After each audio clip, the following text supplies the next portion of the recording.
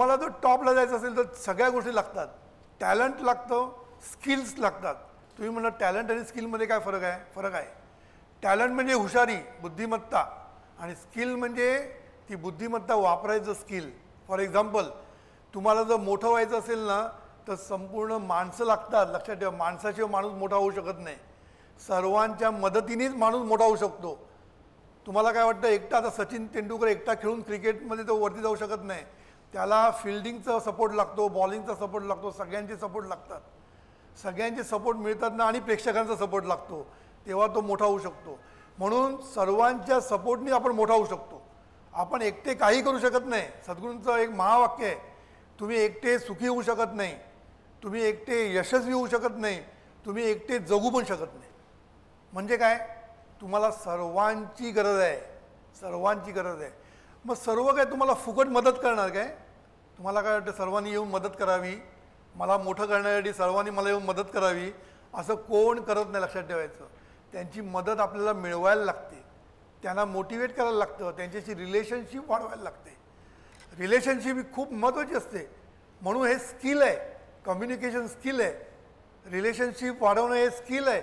या सगळ्या skill develop केल्या पाहिजे. टीम बिल्डिंग हे स्किल आहे.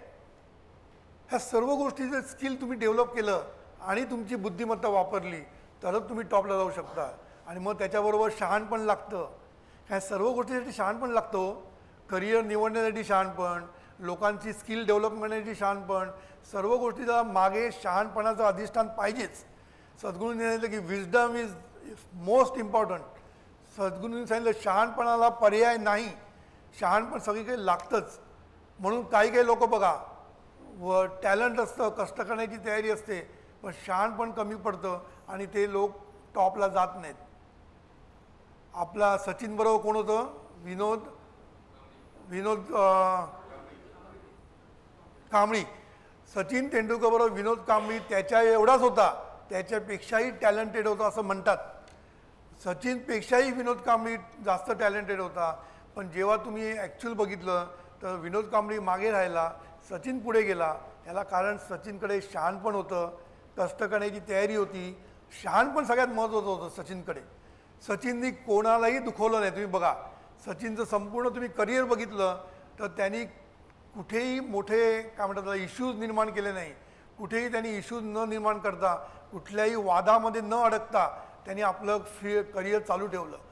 ह्याला म्हणतात शहाणपण. आणि ते दुसरीकडे त्यांनी फोकस केलं नाही.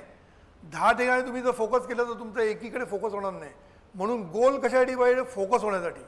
जेव्हा तुमच्याकडे गोल असतो तेव्हा तुम्ही फोकस असता आणि त्या दिशेने तुम्ही जाऊ शकता. म्हणून सांगायचा मुद्दा काय की सद्गुरू म्हणतात की त्याला शहाणपण लागतं. आणि ते शहाणपण कुठे देतात? ते मिळण्याचं ठिकाण फक्त जीवनविद्या मिशन. हे लक्षात ठेवायचं. जीवनविद्येचं शहाणपण नाही तर शहाणे बरेच लोक आहेत आपल्याकडे, शहाणे समजणारे लोक भरपूर आहेत, पण जीवनविद्येचं शहाणपण मिळणं खूप गरजेचं आहे.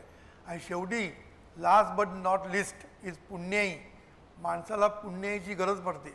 लोक त्याला नशीब म्हणतात, पण नशीब हे आकाशातून पडत नाही किंवा जमिनीतनं उगवत नाही, ते आपल्या कर्मातनंच निर्माण होतं आणि त्याला पुण्याई म्हणतात.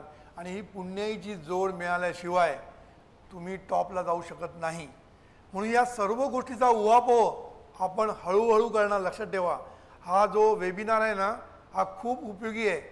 आणि मी मागे म्हटलं की हा तरुणांसाठी फक्त नाही आहे, सर्वांसाठी आहे. कारण का सगळे तरुण असतात, सगळ्यांना निरनिराळ्या टप्प्यावर ह्या मार्गदर्शनाची गरज असते. काही लोक पुढे गेलेले आहेत करिअरमध्ये, त्यांनासुद्धा शहाणपणाची आणि पुण्याची कशी जोड मिळवायची ह्याची गरज असते.